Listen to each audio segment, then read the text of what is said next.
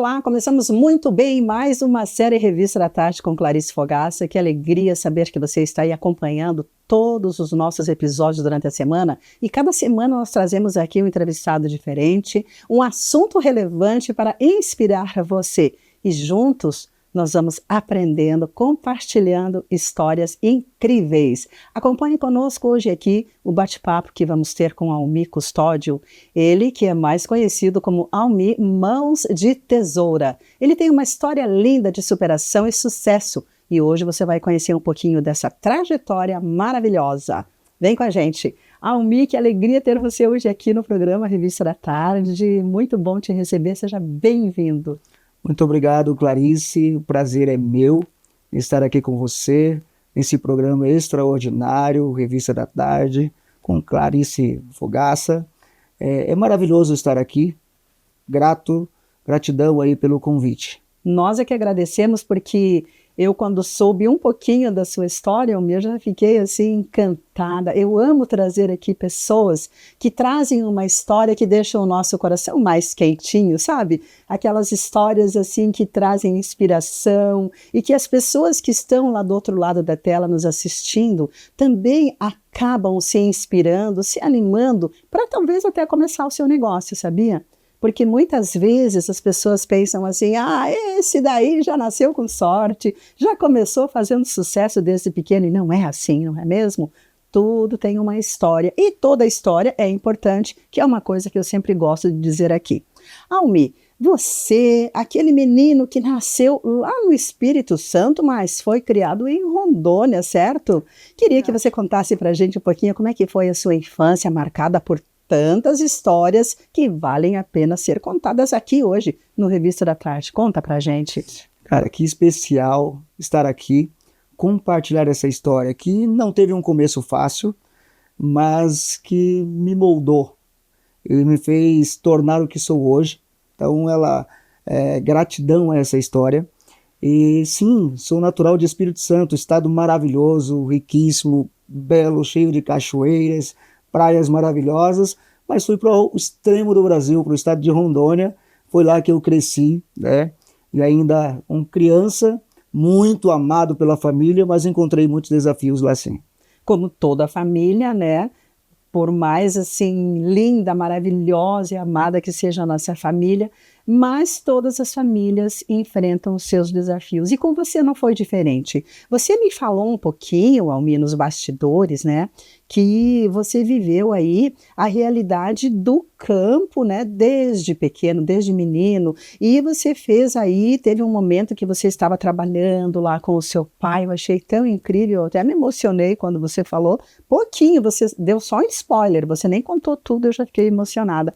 Que você estava lá trabalhando na roça com o seu pai e aconteceu algo assim. Conta pra gente como é que foi essa virada de chave que aconteceu lá, a hora que você estava lá com o seu pai. Que legal, já fui camponês, já trabalhei na lavoura, ainda era pequeno, morava numa cidade bem pequena, hoje chamada Ouro Preto do Oeste, não de Minas, mas de Rondônia, Ouro Preto do Oeste.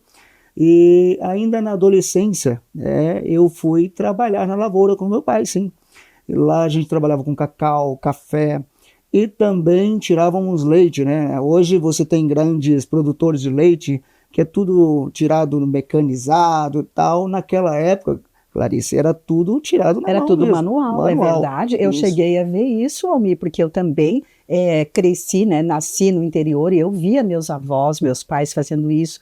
Ai, que tempos lindos que eram aqueles, né? Difíceis, mas assim, era diferente, não é mesmo? Diferente. Um momento especial, assim, que me marcou muito, quando chegamos lá, fui conhecer porque sempre morei em vários lugares. Meus pais mudaram bastante de cidade em cidade, mas quando eu cheguei lá, que eu tive essa conexão com o campo, com a lavoura, e percebi assim, algo extraordinário. Lá era bem familiar, então era um lugar que toda a família se envolvia com a agricultura, né?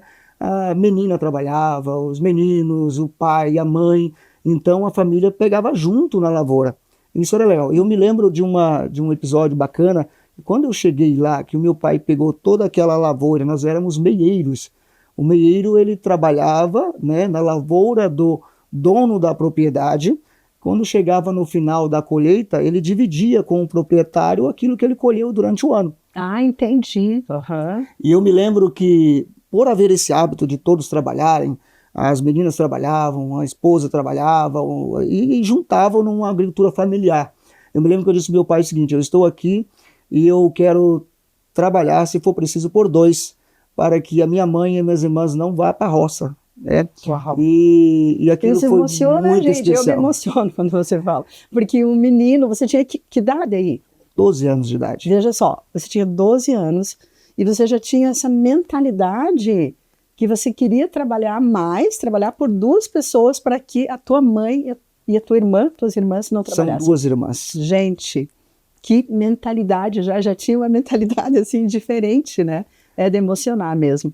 Foi muito especial. Esse período, eu me lembro que eu te levantava por volta das 5 horas da manhã, com 12 anos já tirava o leite, 7 horas da manhã a gente ia para a lavoura trabalhar, não estudava, porque na região onde eu estava só tinha o ensino fundamental, que era até a 4ª série.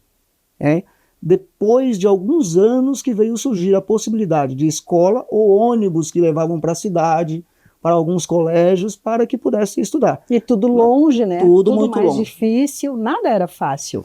O meio de transporte principal daquela época era os cavalos. Uhum. Cavalos, quem tinha moto, Carroça, né? Carroça, carros de boi. A gente estava falando aqui, andando de carro do boi a 5, 10 por hora no máximo, né? Que ele andava devagarzinho, mais constante. Então, foi um momento muito especial. Foi um momento de muito aprendizado, momentos difíceis, mas que isso nos trouxe uma estrutura, nos formou, né? Nos formatou para que possamos viver hoje uma realidade diferente.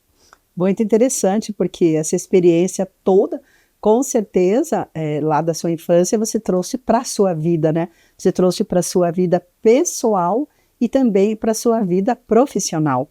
Mas você conta para a gente também, um pouquinho que eu sei da tua história, que você então resolveu de vir para Curitiba. Aquele menino, né, adolescente, cheio de sonhos, mas que ainda estava pensando o que ia fazer da vida. E de repente você teve um insight, teve um clique lá na sua mente. Como é que foi isso? Nós trabalhávamos muito, né?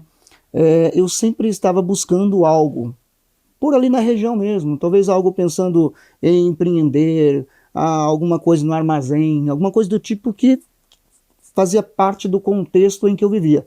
Quando eu vi que isso não era possível, né, trabalhando só na lavoura, e um dia que me trouxe esse insight, essa virada de chave, foi quando, conversando com um tio que morava em São Paulo, ele tinha um salão de cabeleireiro, e ele disse para mim que o corte de cabelo que ele cobrava custava-se R$10. 10 reais?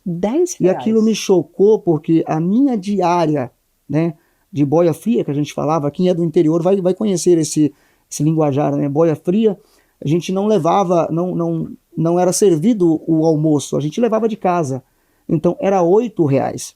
Quando eu descobri que um corte de cabelo que se faz em meia hora, né, 20 minutos, meia hora, valia-se muito mais do que o meu dia de trabalho, aquilo para mim foi a melhor coisa que aconteceu, porque aconteceu ali uma virada de chave. Eu falei, peraí, se eu quero fazer alguma coisa para a minha família, né, aqui eu não vou conseguir, ganhando R$8 por dia.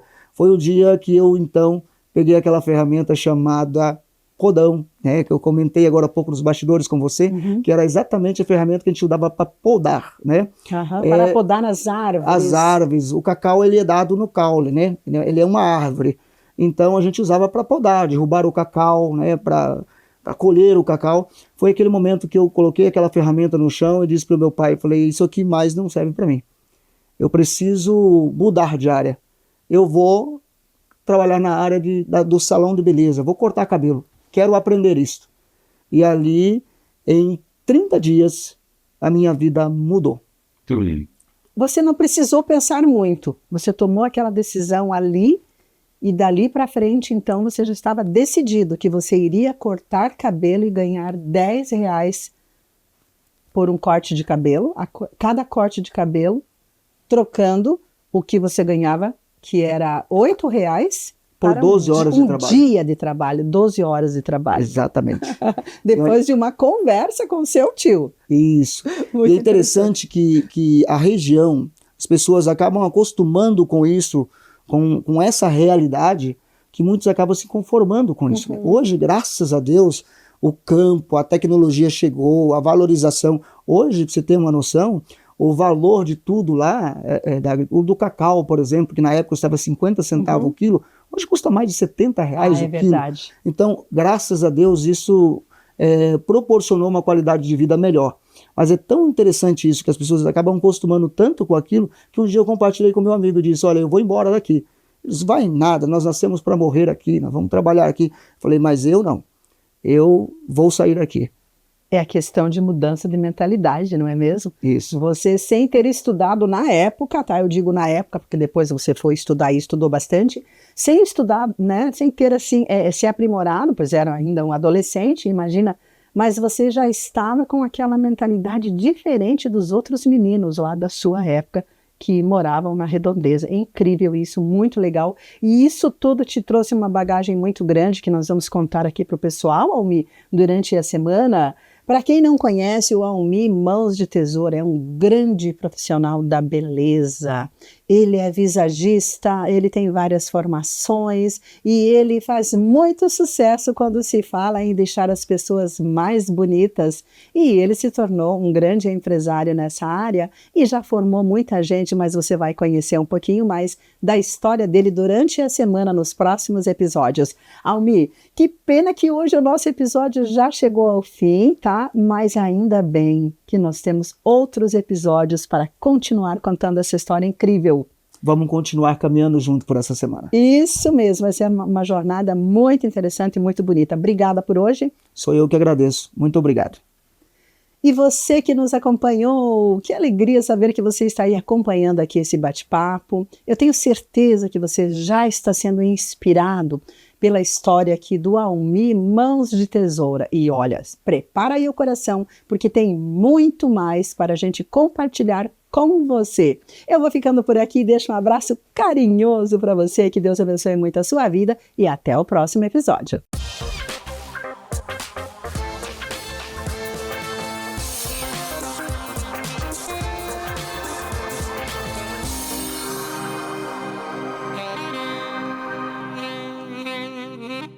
Olá, eu sou a Denise da P&G Automotive. Venha nos conhecer e fazer uma revisão no seu veículo. Empresário, se eu pesquisar sua empresa hoje no Google, o que aparece? Enquanto você pensa se vai investir no Google, seu cliente já decidiu por você e está comprando do concorrente. Mas eu posso te ajudar. Entre em contato agora. Realce sua beleza com cuidado de quem entende. Tratamentos personalizados que revelam o melhor de você. Atendimento exclusivo com quem também forma profissionais. Agende agora e descubra o poder da transformação que só o Estúdio Única pode oferecer.